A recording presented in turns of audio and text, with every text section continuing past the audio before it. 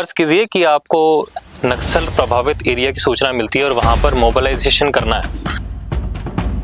BSF को पहली बार उड़ीसा में एंटी नक्सल ऑपरेशंस के लिए 2010 में इंडक्ट किया गया था।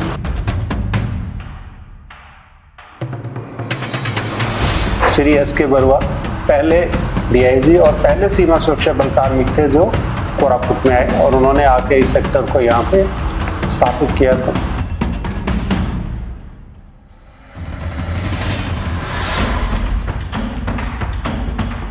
इनिशियली 5 बटालियंस को एंटी नक्सल ऑपरेशन में कोरापुट और मलकानगिरी दोनों डिस्ट्रिक्ट में तैनात किया गया था।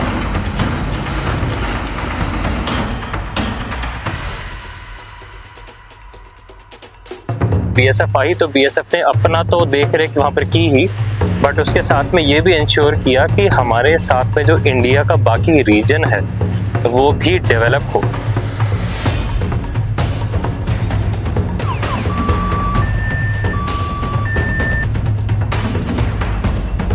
BSF एतिकी आमर पाए जीवन। मुझे पर्सनली बहुत ही खुशी है कि सीमा सुरक्षा बल और बाकी जो CAPFs हैं उन्होंने अपना जो रोल है वो बखूबी निभाया है और इस 15 साल के लगभग अंतराल में उड़ीसा पुलिस ने अपनी कैपेसिटीज को बेहद इम्प्रेसिव तरीके से डेवलप किया है। It was fully affected by the Naxal. It was fully Naxal prone. BSF का जो commandant Prahlad sir, Rahul sir और भगवान सर, ये लोग सब मिलके बहुत मदद करें। उन लोगों ने बहुत हमको मदद किया और उन लोगों की तरफ से हम इतने डेवलपमेंट में चला गया। Our entry signaled the beginning of a decisive change, bringing both security and connectivity. BSF इधर है कि सपने में भी कभी नहीं सोचा था कि बस चलेगा या रुक। BSF नथिले हमर जीवन भी नथिल।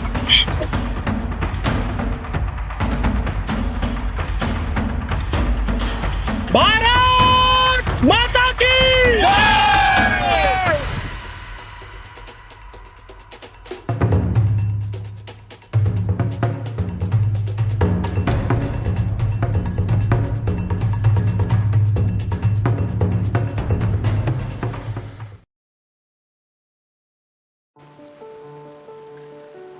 हम सीमा सुरक्षा बल वीरों का है ये दल। नमस्कार, मेरा नाम है शुभम अग्रवाल और आप देख रहे हैं शुभम अग्रवाल पॉडकास्ट चैनल। हम यहाँ पर आज BSF की फैसिलिटी में आए हैं और यहाँ पर आकर हम क्या कर रहे हैं, यहाँ पर हम आकर ये देखने और समझने की कोशिश कर रहे हैं कि नक्सलिज्म और BSF का क्या इंटरलिंकेज है।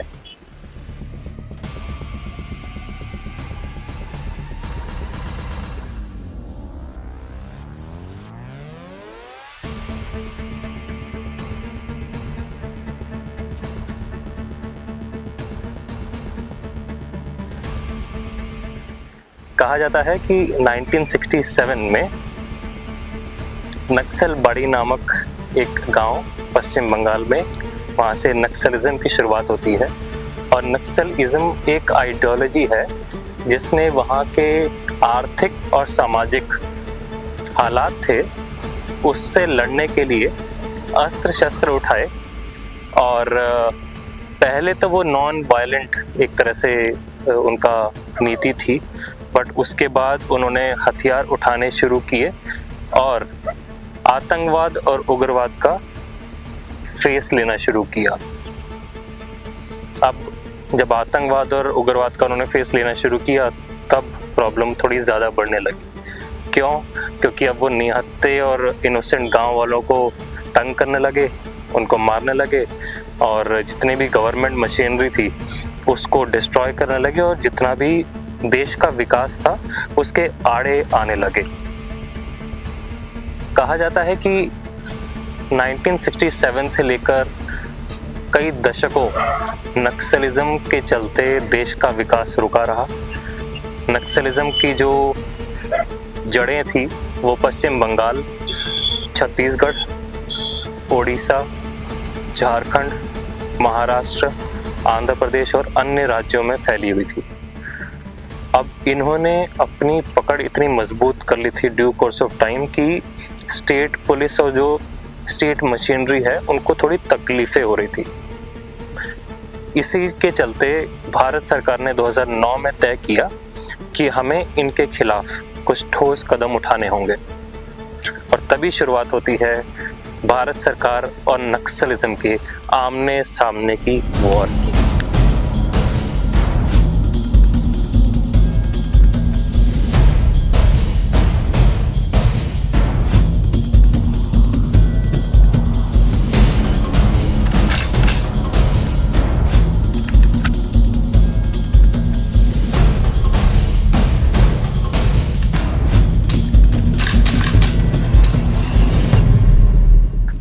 में भारत सरकार ने ऑपरेशन ग्रीन हंट की शुरुआत करी, और इसी के चलते सबसे पहली बार BSF यानी बॉर्डर सिक्योरिटी फोर्स यानी सीमा सुरक्षा बल को पहली बार इंडक्ट किया गया ऐसे किसी ऑपरेशंस में, या पर्टिकुलरली नक्सलिज्म के खिलाफ लड़ने के लिए।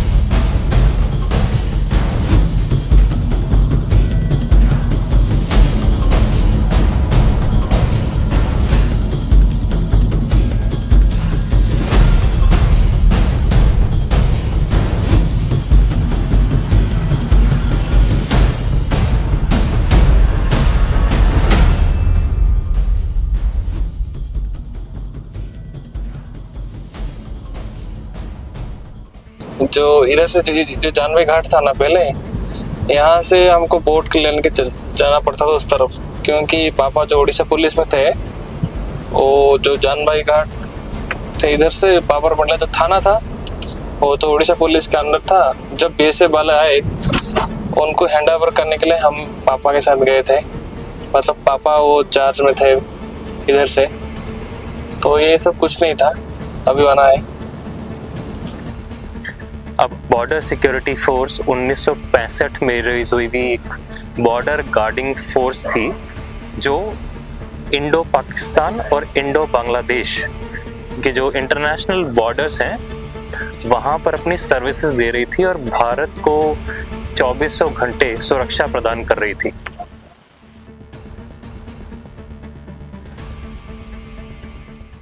बट ये जो जर्नी थी BSF की नक्सल्स में इंडक्शन की, ये इतनी ज़्यादा फूलों भरी नहीं थी, फूलों भरा रास्ता नहीं था, इतनी ज़्यादा आसान नहीं थी। आसान नहीं थी क्योंकि बहुत सारी कुर्बानियाँ देनी पड़ी BSF को नक्सलाइट्स के खिलाफ लड़ते समय।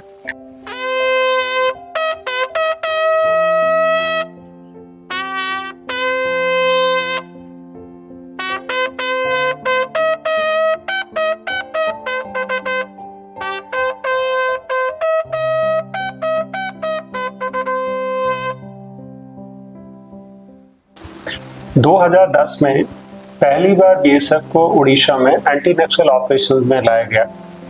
इससे पहले अगर देखें तो सीरीज ऑफ इंसिडेंट जिसमें पुलिस और सुरक्षा बलों का बहुत भारी नुकसान हुआ।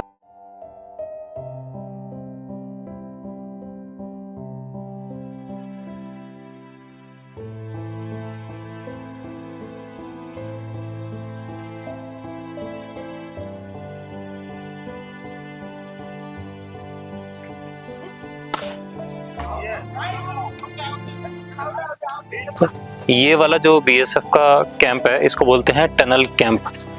अब टनल कैंप क्या है कि यहाँ पर ये सबसे पहली ऐसी सीओबी या कैंप था बीएसएफ का जो नक्सल्स प्रोन एरिया में सबसे पहले डिप्लॉय हुआ। अब यहाँ पर क्या है, जब आप सबसे पहली बार जाते हैं तो नक्सल में आपको पता नहीं होता कि क्या है, कैसे रहेंगे, कैसे खाएंगे, हालात कैसे हैं। तो उस सिचुएशन में यहाँ पर बना, और जब ये बना तो नक्सल्स के कान खड़े हो गए कि ये कौन फोर्स आके बैठ गई और हमारा यहाँ पर क्या करने वाले हैं। तो अल्टीमेटली एक शुरुआत थी कि हम नक्सल्स को पीछे धकेलना शुरू करेंगे। तो उस टाइम में यहाँ पर मिस्टर जीवन राम खासवान जो कमांडेंट थे उस टाइम, उन्होंने इसको एस्टेब्लिश किया था। और एस्टेब्लिश करने के बाद वो यहाँ पर से एरिया डोमिनेशन की प्रैक्टिसेस किया करते थे। पहले जो आगे चित्रकुंडा के लिए बिल्कुल ये इनका माओवादियों का पूरा वो था जी, ये यहाँ से पूरा मूवमेंट ही पूरा खुला मूवमेंट था। तो सबसे पहले ये टनल कैंप बनाई, तो इससे माओवादियों में एक रोष था कि ये ना बने। इससे आगे फिर कट ऑफ एरिया में तो उनका बिल्कुल फ्री मूवमेंट था, जहाँ आप गए होंगे जान बाइक से आगे, अब तो ब्रिज भी बन गया है वहाँ पे, तो वहाँ तो उनका फ्री मूवमेंट था। तो उसके बाद इन्होंने फिर जो उड़ीसा स्टेट जोनल कमेटी है, उन्होंने एक एम्बुश करने का प्लान किया, और इसके लिए उन्होंने कट ऑफ एरिया में 7 दिन 35 लोगों की टीम बना के और उसकी रिहर्सल कराई थी। जोनल टीम जो आप बोल रहे हो वो नक्सल्स क्या बोल रहे हैं? नक्सल्स की। ओके जी। कहा जाता है कि जब यहाँ से वो इतना डोमिनेट करते थे, नक्सल्स को इतनी तकलीफ होती थी कि वो इनके पीछे हाथ धोकर पड़ जाते थे। और उसी में से एक इंसिडेंट हुआ कि नक्सल्स ने फिर ठानी कि इनको तो एलिमिनेट करना ही होगा सीन से। सो वो 10 फरवरी 2012 वाला अनफॉर्चुनेट डे, जिसमें नक्सल्स ने उस डे से पहले ही कुछ रिहर्सल्स की थी उनको और उनके जो 2IC सर हैं, उनके जो मेन उस यूनिट के जो बॉडी है उसको एलिमिनेट करने के लिए। तो उन्होंने रिहर्सल्स की, अपनी 2-3 जगह पार्टीज बिठाई, और जहां अम्बुश साइट फाइनली उनको एम्बुश करके घायल किया और बाद में उनकी डेथ हुई, वहां पर उन्होंने घातक टुकड़ी अपनी बिठाई हुई थी। और जब वो खासवान सर और पार्टी वहां से गई तो वो they were ambushed. Andhra Orissa border zonal committee इनकी टीम होती है, वो कमेटी है, उसने जो ये करके इनका 35 लोगों की टीम बनाई, जो कि वहाँ पे कट ऑफ एरिया में पूरी रिहर्सल की। रिहर्सल में इन्होंने क्या किया था, सामने पहाड़ी पे 2 लोगों का एक स्कॉट एक था जिनके पास सेट था प्लस पिस्टल था। आगे फिर एक दूसरा स्कॉट था, स्कॉट इसके 2 स्कॉट थे, 300 मीटर पे एक दूसरा था, 2 आदमियों की टीम थी, उसमें भी सेट था प्लस पिस्टल वगैरह ऐसे थे। फिर आगे जाके जो जहाँ पे एनकाउंटर जो ये एम्बुश साइड है, एम्बुश साइड के 100-200 मीटर पीछे फिर इन्होंने एक स्टॉप लगाया था कि जैसे मान लो ये एम्बुश हो जाएगी गाड़ी तो ये लोग पीछे ना भागें। स्टॉप मतलब दोनों तरफ बैठे हुए थे उस पैच पे? हाँ, मतलब जैसे ये पीछे भागने की कोशिश करते तो वो वहाँ पर जकड़ लेते, उनको खत्म कर देते। और फिर मेन जो ब्लास्ट किया, ब्लास्ट के बाद इसमें से 2 लोग जो है ब्लास्ट होने के बाद में नीचे लेफ्ट साइड में, राइट साइड में नीचे खाई में गिर गए। तो वो 2 ही बचे थे, एक ड्राइवर था, एक PSO था जो शिव साहब का बॉडीगार्ड। सो ये टनल कैंप अल्टीमेटली आप उनकी बोल सकते हैं याद में है, हम यहाँ पर आए हैं और उनको महसूस कर पा रहे हैं।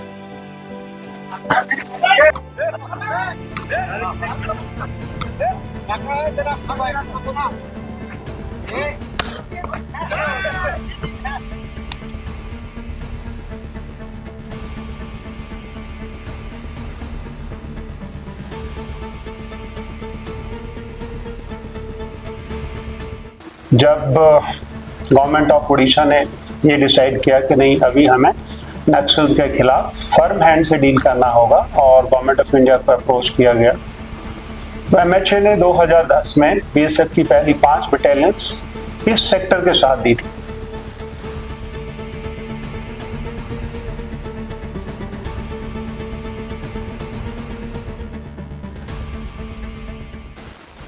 मार्च 2010 श्री SK बरुआ, उस वक्त जो DIG थे, उन्होंने आके अपने आप आने के बाद पूरे सेक्टर को यहाँ पे खड़ा करके 8 अप्रैल से यहाँ काम करना शुरू किया था। और पहली 5 बटालियन को आज आप जिस तरह से सड़कें देख के पूरे इलाके में जाके आएंगे तो ये अनुमान नहीं लगा पाएंगे कि कैसे BSF को यहाँ पे ऑपरेशन में इंडक्ट किया होगा।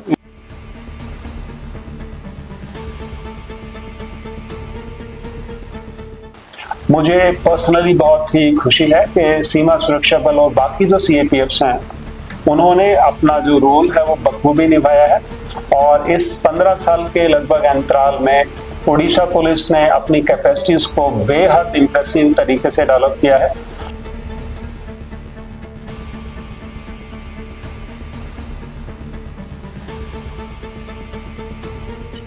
तो बीएसएफ ने जब अपने पैर जमाने शुरू करे ऐसे ऑपरेशंस में, तो जैसे मैंने बताया कि स्कूल्स भी डेवलप करने शुरू किए स्टेट पुलिस के साथ, स्टेट मशीनरी के साथ, ब्यूरोक्रेसी के साथ एक्सेट्रा। तो हमें ऐसे ही एक स्कूल में जाने का मौका मिला। तो अभी हम आ गए हैं कट ऑफ एरिया में, Malkangiri of Orissa. Cut off area मतलब कि यहाँ पर जो रिवर बहती है उसके कारण यहाँ पर ब्रिज नहीं होता था। तो यानी कि एक सेपरेट रीजन बन गया था जहाँ पर एक्सेसिबिलिटी का इशू था, ड्यू टू विच यहाँ पर जो नक्सल्स हैं उनकी पकड़ मजबूत हो गई थी। तो अल्टीमेटली अभी हम एक स्कूल में आए हैं जो कि एक मॉडल स्कूल यहाँ पर बनाया गया है। यहाँ पर कैसे एजुकेशनल डेवलपमेंट हम कर सकते हैं, तो उन बच्चों से हम बात करेंगे, देखते हैं उनके पास क्या है कहने के लिए।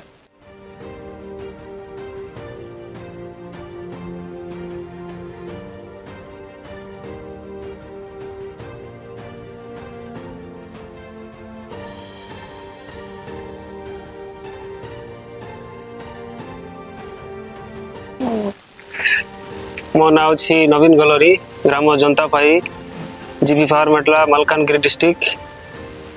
ए एरिया बहुत खटाप एरिया पर थिला, किसी रास्ता घाट नथिला, बहुत असुविधा रे थिलु।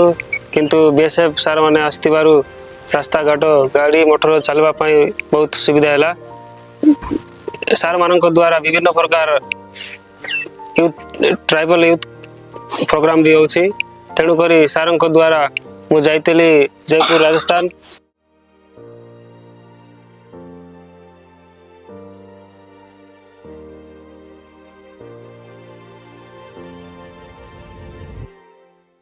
तापरे आमे सार मान को आमे नमस्कार करू, किंतु सियाड्र लोक खंबा गनी कहती सार।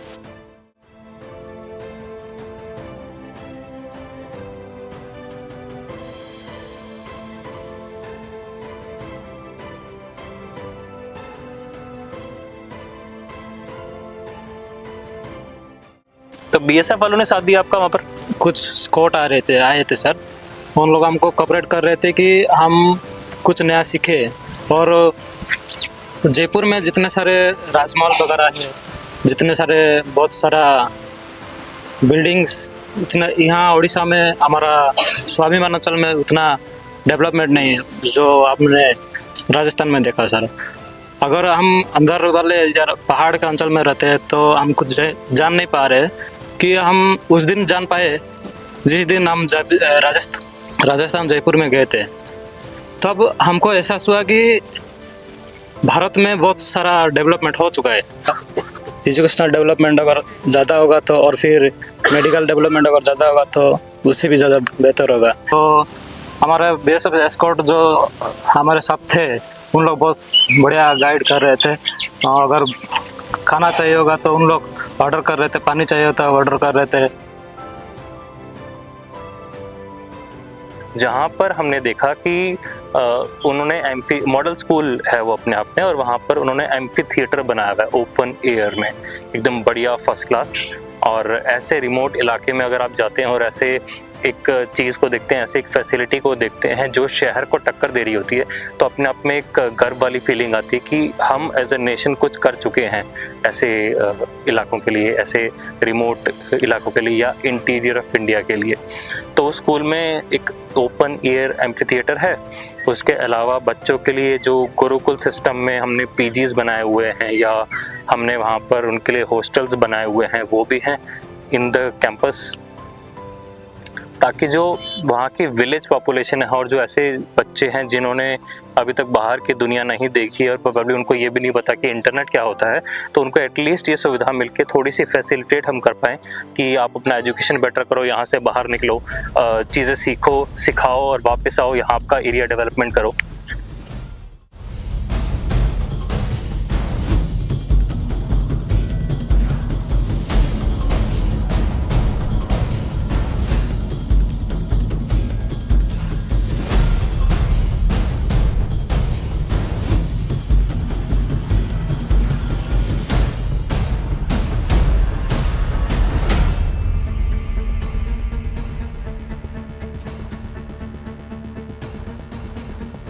आप देख रहे होंगे पीछे बहुत सारी हलचल है अभी। तो हलचल इसलिए है क्योंकि हम यहाँ पर एक बोट पेट्रोलिंग देखने के लिए आए हैं कि बीएसएफ जब यहाँ पर, क्योंकि वाटर बॉडी है, रिवर्स हैं जगह जगह, और बीएसएफ का खुद का एक वाटर विंग भी है, तो बोट जो है हमारे पास उससे पेट्रोलिंग कैसे की जाती है। तो आप पीछे पार्टी देख रहे होंगे, वो भी पेट्रोलिंग के लिए जाएंगे, हम उनको कवर करेंगे और सीखेंगे कैसे कैसे टेक्निकलिटीज़ हैं। ये फर्स्ट चीज़ है। सेकंड चीज़ है कि यहाँ पर बीएसएफ ने एक बहुत अच्छा इनिशिएटिव लिया है जिसको बोलते हैं बोट एम्बुलेंस। तो बोट एम्बुलेंस कैसे काम करती है और क्या चीज़ है वो उसको भी देखेंगे और समझेंगे। तो आ जाओ।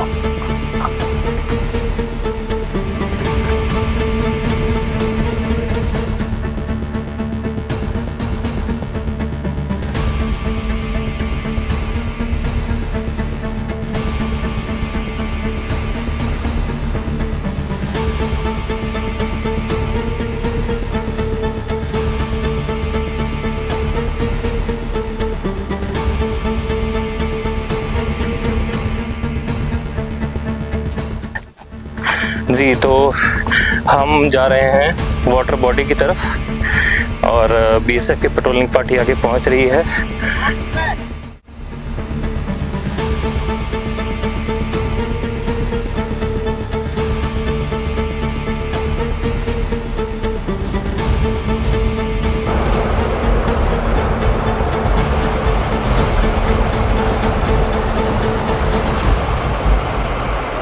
Swami Manchal, it's the underprivileged area of Malkangiri district, and it was fully affected by the Naxal. It was fully Naxal prone, and it was isolated, and there were no proper roads, no healthcare, no schools, and our entry signaled the beginning of a decisive change, bringing both security and connectivity to these forgotten villages.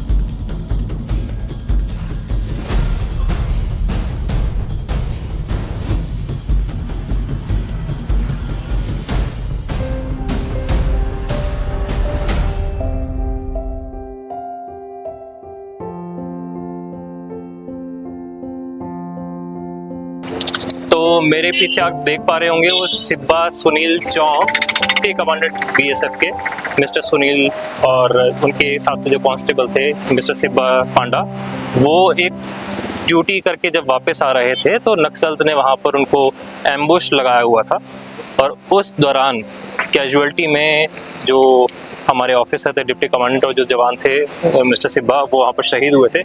Being BSF the first responder, the villages for any eventuality, the peace in this region is attained by giving a huge price. दिनांक 8 जनवरी 2016 को एक operation से लौटते समय Shri Sunil Behera, deputy commandant तथा को आरक्षक शिवाशीष पांडा एक आईडी की चपेट में आकर उन्होंने अपना सर्वोच्च बलिदान दिया।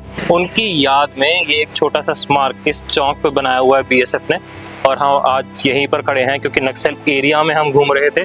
तो ये एक वो स्मारक है जो इस चीज़ की याद दिलाता है कि कितनी कुर्बानियाँ BSF ने यहाँ पर नक्सल एरिया में आप सबको सुरक्षित रखने के लिए दी हैं।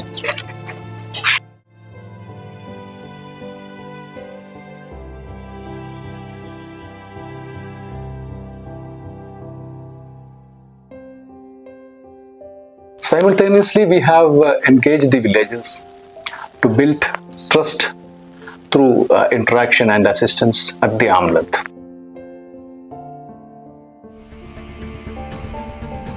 हम यहाँ पर जंतुराई नाम के गांव में, जो कि मलकानगिरी डिस्ट्रिक्ट और उड़ीसा में है, हम यहाँ पर हैं। हमने गांव वाले से बात करी। 26 जनवरी का रेलिवेंस पूरे भारत में तो है ही, यहाँ पर भी है, बट यहाँ पर एक अलग रेलिवेंस भी हमें यहाँ पर पता लगा। क्या हुआ कि यहाँ पर नक्सल इन्वेस्टेड एरिया था। यहाँ पर नक्सल ने इतना उनको तंग कर दिया था ड्यू कोर्स ऑफ टाइम कि 25 जनवरी 2020 को गांव वालों ने नक्सल्स को ही, जो कि आर्म्ड थे और बहुत ज़्यादा रेबेलियस और बहुत ज़्यादा पावरफुल माने जाते थे, उनको एक दिन पकड़ के उन्होंने कन्फ्रंट किया और 2 नक्सल्स को दबोच लिया, पकड़ लिया गाँव वालों ने, आर्म्ड को खुद निहत्थे होकर। अब ये जो बहादुरी का किस्सा है, ये ऐसा अनफोल्ड हुआ कि उनमें से एक को तो उन्होंने ऑन द स्पॉट लिंच कर दिया, मार दिया, और दूसरे को उन्होंने पुलिस को हैंड ओवर किया। इस चीज़ को सेलिब्रेट करने के लिए जंतुराई जो विलेजर्स हैं, उन्होंने 26 जनवरी 2020 को विक्ट्री डे की घोषणा की, और यहाँ पर 26 जनवरी को, हर 26 जनवरी को ये विक्ट्री डे भी मनाते हैं। तो हमने लोगों से बात करी कि उसका रिलेवेंस क्या है, BSF ने यहाँ पर क्या काम किया और BSF की यहाँ पर कितनी इंपॉर्टेंस है। तो आइए हम उनसे और बात करते हैं और जानते हैं। नमस्कार। नमस्कार। आपका नाम क्या है? चैतन्य जी। मेरा नाम शुभम है जी, और मैं दिल्ली से यहाँ पर पहली बार आया हूँ। तो मुझे बताया गया कि 26 जनवरी का देश में तो अलग माहौल रहता ही है, 26 जनवरी का यहाँ पर एक अलग महत्व है जी। वो क्या है? 2020 25 ଜାନୁଆରୀ 2020 ମସିହାରେ ଜନ୍ତୁରାଇ ଗାଁରେ ମାଓବାଦୀ ଫସିଥିଲେ। ସେଠୁ ଜନ୍ତୁରାଇ, ଜଡ଼ାମ, ସିନ୍ଧିବାଡ଼ି 3ଟି ଗାଁ ଲୋକ ମିଶିକି ଜନ୍ତୁରାଇ ଛକରେ ଯୋଉଠି ଆମେ ବସିଛେ ସେଇ ପାଖରେ ଯୋଉ ମାଓବାଦୀକୁ गिरफ करदेलु। 3टा गाँ लोक मिसिकी गिरफ करी से दुईटा माओवादी संगे आम संघर्ष कलु। संघर्ष भितर आम से विजयी लाभ पाइलु। सेठू आम जो प्रत्येक वर्ष जनवरी 25 तारीख रे आमर जो विजय दिवस पालन करुचे। सेठू हमको जो दिन 25 जनवरी रे आमर जो प्रशासन, जो BSF सार माने आसिक आमको सुरक्षा देते, सेठू आम लोक गोटे भी नुकसान है ना, समस्ते ठीक ठाक अच्छु।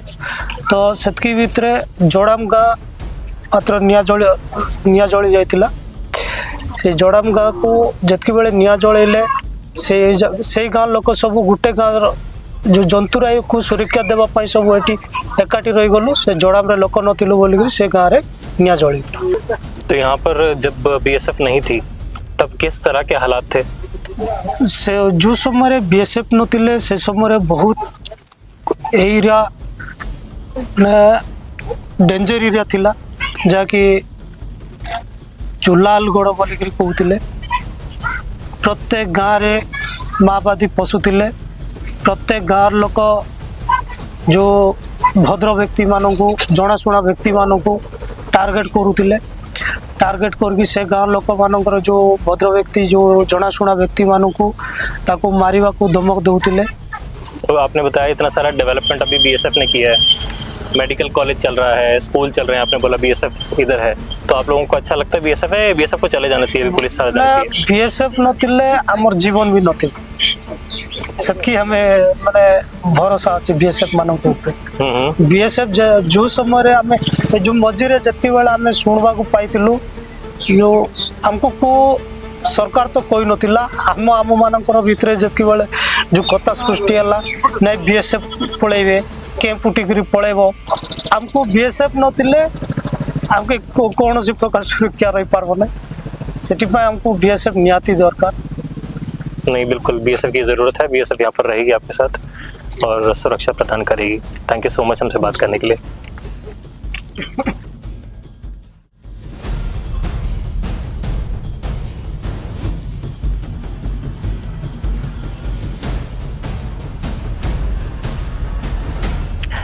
तो मेरे पीछे जो आप बिल्डिंग देख रहे हैं ये पिंकिश कलर की, ये एक्चुअल में नाम है इसका लाल घर। और इसका रेलेवेंस ये है कि यहाँ पर जो नक्सल के लीडर्स होते थे, वहाँ पर एरिया लीडर्स, वो यहाँ पर आके अपनी मीटिंग लिया करते थे, सभाएं बिठाया करते थे और लोगों को ज़्यादा मोटिवेट किया करते थे कि आप मेन स्ट्रीम छोड़ो और नक्सल बन जाओ और यहाँ पर आके सरकार से बदला लो या एडमिनिस्ट्रेशन से पंगा लो, बदला लो। आप देख पा रहे होंगे कि बिल्डिंग के ऊपर भी एक 2-3 लाइन लिखी है उड़िया में, जिसका अल्टीमेटली मतलब यही है कि आप मोटिवेट कर रहे हैं सामने वालों को कि अपनी लाइफ से हटो और आके हमारे साथ एडमिनिस्ट्रेशन या प्रशासन के खिलाफ लड़ो। तो इस बिल्डिंग का ये महत्व है, हम इसको आपको अंदर से भी दिखाएंगे। बट फिलहाल के लिए अंदर अभी ये कन्वर्ट की गई है कंप्यूटर स्किल सेंटर में, जहाँ पर यहाँ एरिया के बच्चे जो हैं वो आके यहाँ पर अपनी स्किल्स अपग्रेड करते हैं और कंप्यूटर लर्निंग सीखते हैं ताकि वो आगे एजुकेशन अपनी बेटर कर पाए। सर एटा होचे माओवादी मानकर जो घरटा एटे जेतिकी से माने तांकर गोटे मोटिवेटेड रहउतिला हमर जो पब्लिक लोक जहाँ भी किसी माने भूल वशत किए कौन करती से आणिक गोटे प्रजा कोर्ट हिसाब से आणिक ये से दंड देउतिले से बोलिक ये घरटा तैयार करते जति बेला आम बीएसएफ सार मैंने आइले आमर बोले एमती कमी करी आमर बोले दुगोटा टिके शांति कले एबे तक आम गोटे आज बाहर आसछु वर्तमान पार्टी रे तुम का सहित मिसिथिलो कार सहित कथा हेतिलो एठी भी चर्चा होतिला बहुत। अच्छा तेणु करी का सहित एते संपर्क नै मिसा मिसी नै कुआ हां गोटे दुखर विषय रे गहारे सुनसान।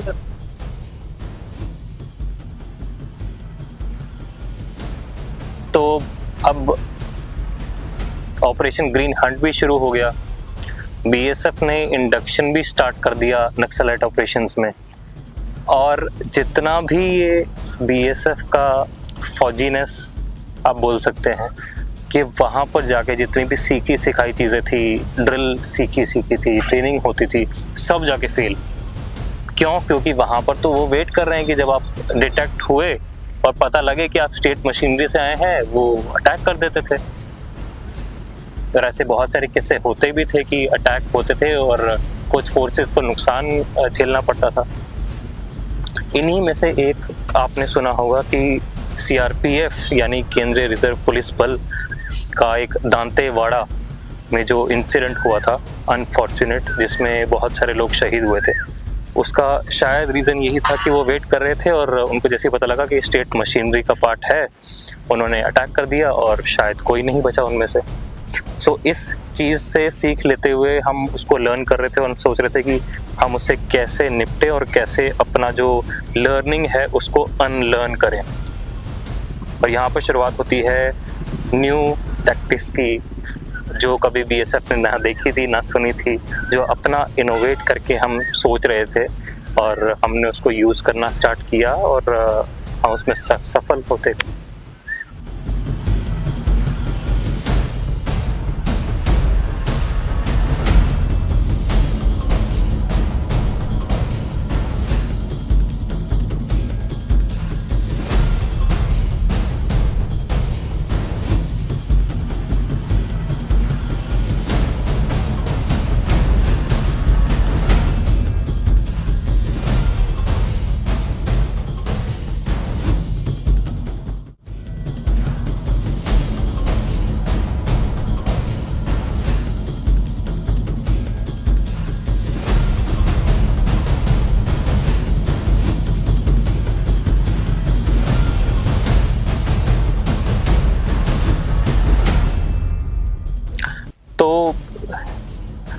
जब नक्सलिज्म में बीएसएफ गई तो जितने भी उनके पास रिसोर्सेज थे इंक्लूडिंग गाड़ियाँ, अब उनको वो पीछे छोड़कर जाना पड़ा।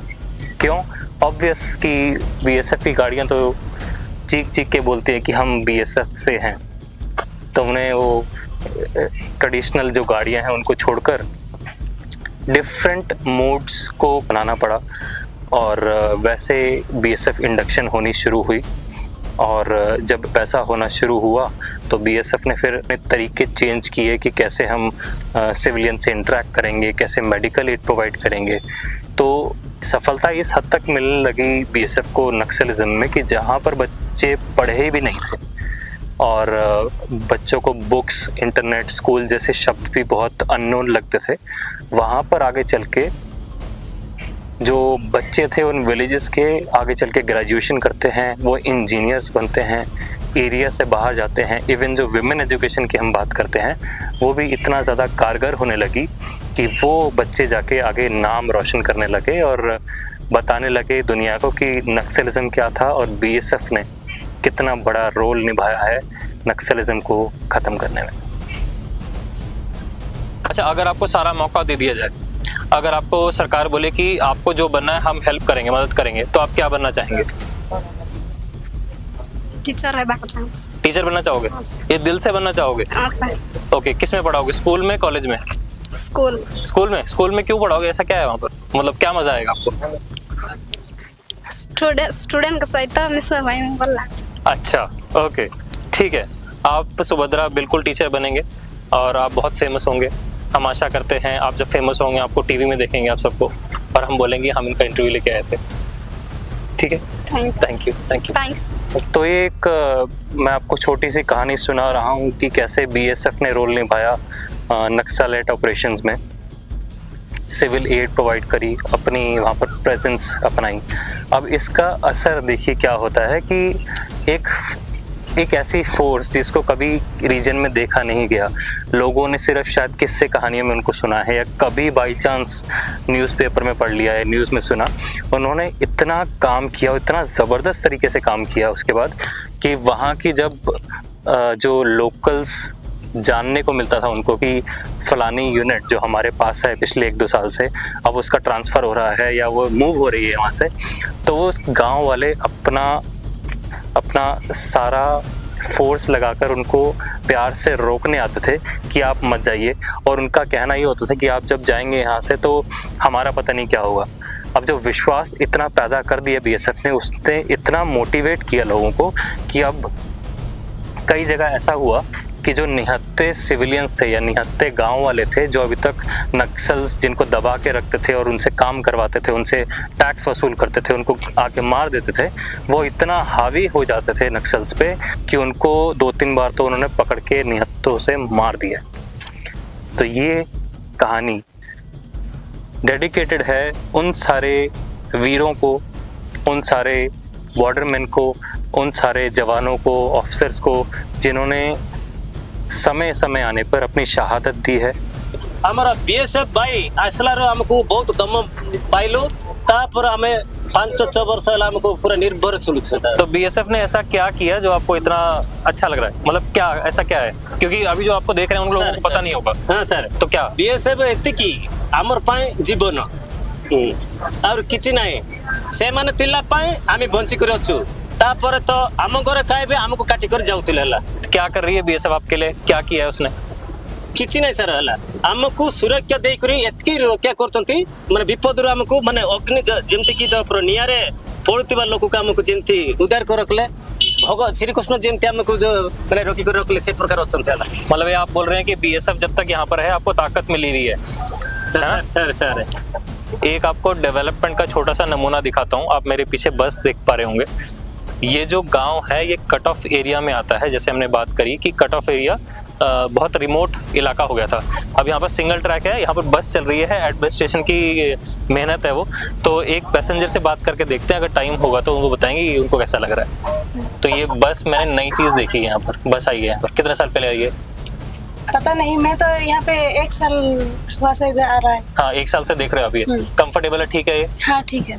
आप सोचिए कि 2 साल पहले आई हुई ऐसी फोर्स जिसके बारे में लोगों को नहीं पता, अब वो सिविलियंस, वो गांव वाले जिनको दबा के और जिनसे टैक्स लिया जाता था, जिनको एकदम मिसट्रीट किया जाता था, जिनको मारा जाता था, जिनका डेवलपमेंट रोका हुआ था नक्सल्स ने, अब वो निहत्थे ही भारी पड़ने लगे आर्म्ड नक्सल्स पे।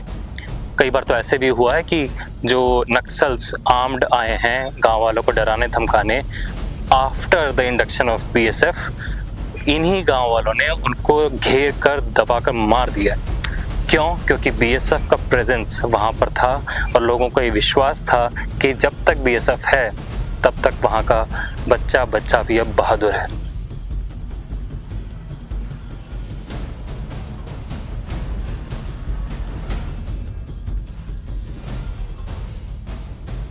कई बार ऐसे हुआ है कि जब इनिशियली BSF वहाँ पर इंडक्शन होके आई थी, तो जैसे मैंने बताया कि वहाँ पर रिसोर्सेज की थोड़ी सी कमी होती थी, हमें थोड़ा सा इनोवेट करना होता था।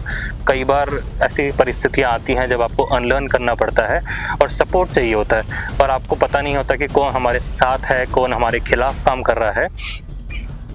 उस केसेस में कई बार जो सिविल पॉपुलेशन है, जो अनट्रेंड है, जिनको मिलिट्री का कुछ नहीं पता, जिन्होंने ऐसी कोई चीज़ देखी ही नहीं पहले, उनके लिए पुलिस भी एक नई चीज़ है। उनको शायद वहाँ पर पहली बार पता चलने लगा था कि इंडिपेंडेंस होने के बाद पुलिस नाम की भी कोई चीज़ है, स्टेट मशीनरी भी कुछ होता है, हमारे लिए कुछ करते भी हैं, सरकार भी चुनी जाती है, सरकार भी होती है। वो इतना वंचित थे। तो उसके बाद जब BSF वहाँ पर आती है और प्रेजेंस दिखाती है, लोगों को पढ़ाती है, तो अब सिविलियंस भी जोश से भरते हैं और वो आज़ादी वाले टाइम से जो उन्होंने देखी चीज़ें थी उनको दोहराने लगते हैं कि हम आपके साथ यहाँ पर ड्यूटी करेंगे। भले ही उनके पास कोई हथियार ना हो, भले ही उनके पास कोई ट्रेनिंग ना हो, बट उनके पास जो साहस था और जो शायद एक डंडा था या जो धान काटने वाला उनके पास औजार था, उसको लेके वो इस जोश के साथ गार्ड करते थे पूरी रात, हर मौसम में BSF के साथ, और इवन BSF के एब्सेंस में अपने गांव वालों को बचाने के लिए। जो आए BSF टीम आए ना, उसके साथ हम भी मिलके जो क्या बोलते हैं उसको, सेंट्री पोस्ट है ना, हम भी ड्यूटी करते थे। अच्छा, उनके साथ मिलके। अच्छा, हाँ, BSF साथ मिलके। अरे वाह, अरे वाह। हम खुद, मैं खुद और चेतन भी और गोविंद भाई भी जी। हाँ, बहुत बहुत मैं नक्शा हुआ, दोनों तीर में है सर। वो वही दिन मैं नक्शा हुआ, चेतन और गोविंद, ये 3 आदमी को मारने के लिए जो आया ना, जनता रहे ना, उस टाइम BSF ने वहाँ पर ये साबित किया कि चाहे कोई भी टेरेन हो, चाहे कोई भी मुश्किल हो, चाहे कोई भी हालात हो, हम सबसे फाइट करेंगे, सब में सॉल्यूशंस निकाल के लाएंगे और सब में अपना प्रेजेंस आपको बहुत अच्छे से बखूबी निभा के दिखाएंगे।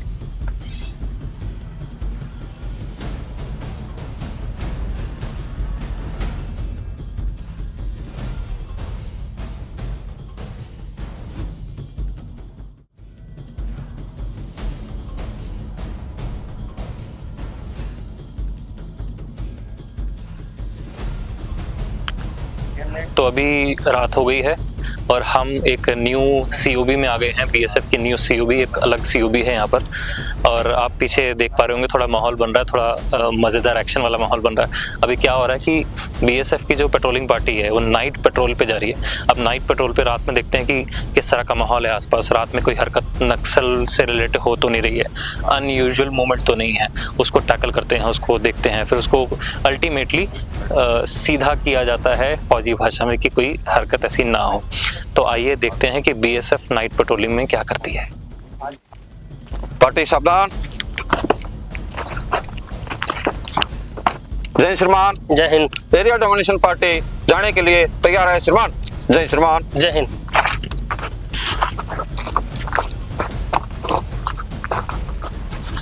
पार्टी विश्राम। सारे ठीक है सर? खाना हो गया सर? ये आपके राउंड पूरे हैं? पूरे हैं सर। मोटर पूरे हैं सर। ठीक है सर। UBGL sir. ठीक है सर। रात का चलने का तरीका ठीक है सर। टूटी फूटी रोड है, जंगली इलाका है, सेफ्टी सबसे पहले ठीक है। उसी हिसाब से चलेंगे, अपने अपने बॉडी के साथ में चलेंगे, ठीक है। ज्यादा टॉर्च का इस्तेमाल नहीं करेंगे, ठीक है। बाकी सारे फिट है, जाने के लिए तैयार है, ठीक है। पार्टी सावधान, फर्स्ट पार्टी आगे मार्च करेगी, उसके बाद सेकंड पार्टी मार्च करेगी। मार्च करो।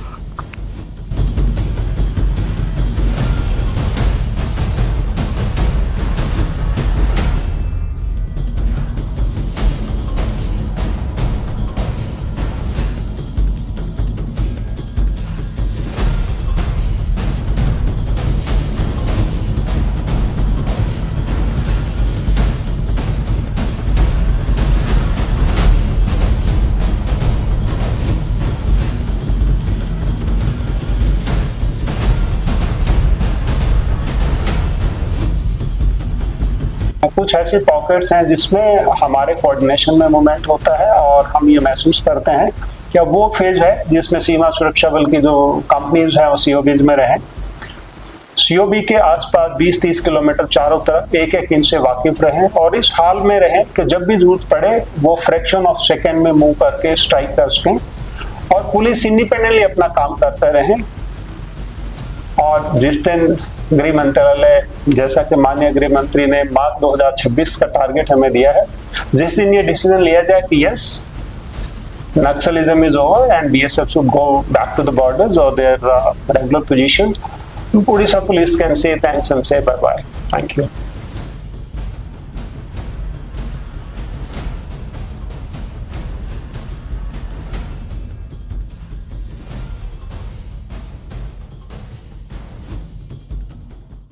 तो अगर आप इस वीडियो के इस पार्ट तक पहुंच गए हैं तो मतलब यानी कि आप एक एंड तक पहुंच गए हैं। To sum up the whole story, to sum up the whole journey, ये जर्नी बहुत फ्रूटफुल रही है, बहुत इंटरेस्टिंग रही है। बहुत सारे इसमें फेलियर्स थे बट बहुत सारी लर्निंग तो थी ही उसमें। Firstly I would like to thank the special operations frontier border security force, जिन्होंने हमें इतना सपोर्ट दिया, परमिशन दी कि हम जाकर अपना डेब्यू मूवी उनके साथ बना सकें या रियल वे में दिखा सकें कि BSF वहाँ पर क्या करके आई है। सो टू सम अप, हम वहाँ पर जगह जगह दूसरे COBs में गए, हमने देखा कि BSF कैसे फंक्शन करती है, वहाँ का रहन सहन देखा, लोगों से इंटरेक्ट किया। उन लोगों में BSF के जवान्स भी थे, ऑफिसर्स भी थे, वहाँ के लोकल लोग भी थे, विलेज लोग भी थे, उसके अलावा ब्यूरोक्रेसी के भी लोग थे। तो इन सब से उनका पर्सपेक्टिव जानते हुए हमने कुछ चीज़ें कवर करने की कोशिश की है। बट ऑफ कोर्स आपके पास अभी वीडियो तो पहुँचेगी, कुछ कट्स के साथ पहुँचेगी ऑब्वियसली। अगर आपको ये वीडियो या ये पहल पसंद आती है तो I would urge to like, share, subscribe and comment, और हमें बताएं आप आके कि ऐसे कौन से वीडियो आप आगे फ्यूचर में देखना चाहेंगे, क्योंकि अगर आप बताएंगे किसी भी फॉर्म में तभी हम अपने और आइडियाज़ इवॉल्व करेंगे और सारी चीज़ें आपके सामने पेश करेंगे। तो I am Shubham Agrawal, thank you for watching the video. नमस्कार, जय हिंद।